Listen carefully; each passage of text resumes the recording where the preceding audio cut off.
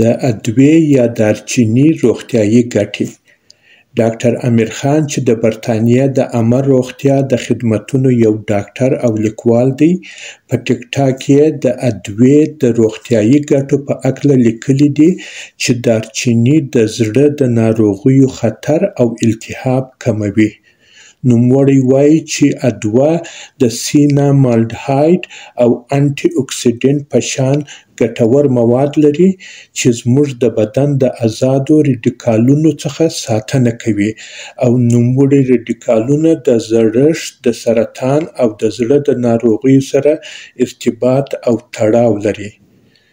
په عین وخت کې یو لړ طبي څېړنو دا په اثبات باندې هم رسولې ده چې ادویه ترایکلسټریټ کولېسټرول د وینې د فشار په کمولو او د وینې د شکرې په کنټرول کې مرسته کوي.